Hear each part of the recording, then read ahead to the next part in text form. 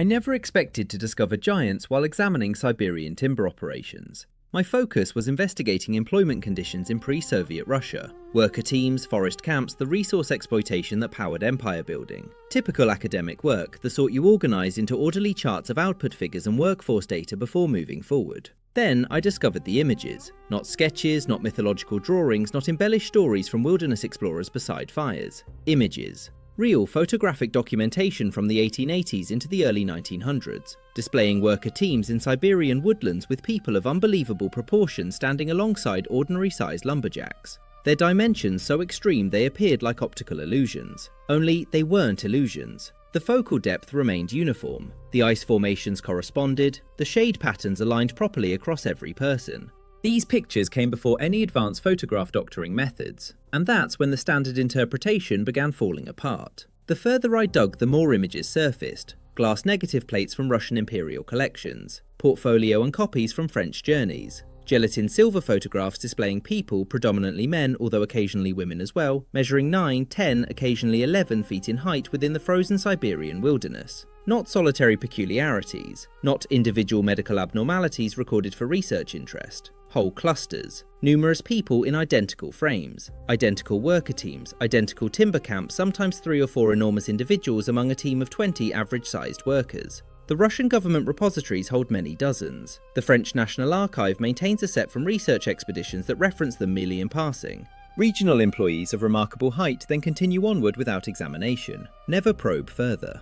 Swedish timber corporations that functioned in the territory maintained precise documentation, including images of their worker teams. And there they appear, people towering above their associates, wielding identical implements, dressed in identical cold weather clothing, executing identical work. Always the identical configuration. Record, classify, never scrutinize, never question the reasons. What caused so many to gather in Siberian timber operations? What makes the images concentrate between 1870 and 1910, then suddenly vanish? What makes expedition records describe these people not as oddities, but as prized employees, more powerful, more skilled, deliberately sought for the most demanding work?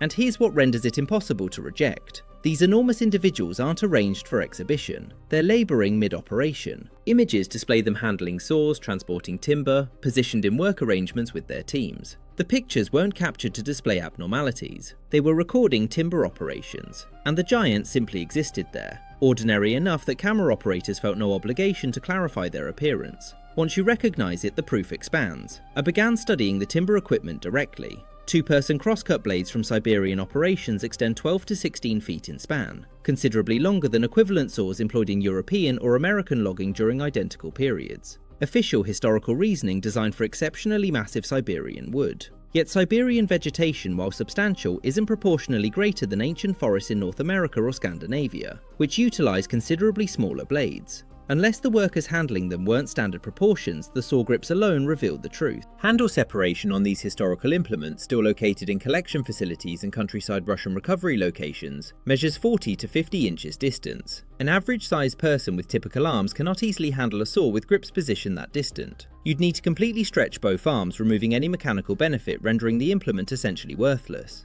But for someone 9 feet in height with matching arm span, the separation becomes ideally comfortable. Then there exist the transport devices. Enormous wood-hauling sleds discover deserted and isolated Siberian territory, some still partially concealed in permafrost. These aren't the sleds you'd utilise for transporting finished lumber to processing facilities. These are field sleds engineered to pull freshly felled logs from cutting locations to collection points. The design is similar to standard timber sleds except magnified by almost twice. The dragging harness systems measure 7 feet from shoulder position to cargo connection spot. The framework load tolerance indicates masses that would demand a dozen draft animals to transport or multiple remarkably strong workers. Collections present these as ritual sleds or procession apparatus despite clear usage marks, despite the reality that they're discovered in active forest territories many miles from any community substantial enough to conduct processions. The possibility that they were working apparatus constructed for human handlers of unusual dimensions and power seemingly doesn't merit attention. But it's not merely apparatus, it's the settlements themselves. Deserted timber camps across the Siberian expanse hold building peculiarities that echo the configurations I've recorded previously. Bunkhouse entrances measuring 10 to 12 feet in elevation. Rest platforms constructed 36 inches above floor level, excessively elevated for a typical person to easily perch on the rim and recline. Dining surfaces with seating arranged at elevations that would cause average-sized workers' legs to swing freely. Not in one settlement, in many dozens. Historical documents from Russian forestry functions describe these settlements as provisional frameworks erected rapidly, reconstructed periodically as timber functions relocated, yet they reliably display the identical oversized dimensions. What would motivate teams constructing provisional accommodations in severe Siberian circumstances to purposely squander timber and effort building everything more substantial than required? Unless it wasn't more substantial than required for the occupants utilizing it. The photographic proof becomes unavoidable when you analyze it methodically. In picture after picture you observe the identical arrangement. A worker team assembled for recording, common procedure for timber operations, monitoring their personnel. 10, 15, 20 workers. And among them reliably people rising above their associates. Not positioned on tree stumps, not standing on irregular terrain, positioned on the identical snow-compressed ground as everybody else. Their skulls extending 3, occasionally 4 feet beyond the workers surrounding them. The garments are similar. Identical cold weather jackets, identical fur headwear, identical heavy footwear. These aren't travelling officials or managers in alternative clothing. They're outfitted for identical work in identical circumstances. The sole distinction is magnitude in their extremities. You can observe it distinctly in the superior quality images. Extremities grasping axe shafts, clutching saw structures, positioned on the arms of shorter associates. Extremities matching their frames, which indicates extremities the dimension of serving platters. Not enlarged from illness, not malformed, just proportioned up. Everything in ratio, just fundamentally more substantial. What renders these images crushing to traditional interpretations is their ordinary character. These aren't carnival advertisements promoting the greatest height individual in Russia. These aren't clinical records of disease conditions, these are employment images. Timber team registers, the visual parallel of recording attendance. The enormous individuals are simply present, component of the team. Ordinary enough that nobody troubled to document their existence in the descriptions. As if 9-foot height workers in Siberian timber teams were entirely standard. The French journey supply the most comprehensive recording specifically because they weren't pursuing giants. They were evaluating Siberian assets and employment methods for business intentions. An 1891 journey account describes discovering a timber function near the Yenisei waterway, utilizing what they termed native employees of remarkable bodily advancement. The description is factual, nearly indifferent. Multiple people of extreme height calculated between 2.7 and 3.2 meters, executing heavy wood labor with productivity surpassing typical workers. Supervisors specified such employees frequently utilized across the territory for responsibilities demanding considerable power. 3 meters, nearly 10 feet in height. The account doesn't dramatize this, doesn't communicate astonishment or skepticism, simply documents it as a witnessed reality and proceeds to addressing wood grade and movement strategies. As if discovering numerous 10-foot height lumberjacks was noteworthy but not especially remarkable. The images following that journey display precisely what the account portrays. Massive people among standard proportion teams mid-labor unremarkable. Then the documentation ceases. After roughly 1912, these images vanish from Russian repositories. Not slowly, immediately. The comprehensive journey accounts terminate. The Timber Corporation registers that formally documented team makeup cease referencing employees of unusual height. The glass negative plates that recorded daily functions abruptly display only normal proportioned workers. What transformed? Not the timber functions. Siberian wood extraction persisted and grew. Not photographic methods. Recording devices became more widespread and obtainable. Not the employees themselves. There's no proof of widespread relocation or demographic disaster. Simply the recording. The authorized documentation simply ceases recognizing what it had formerly recorded without remark.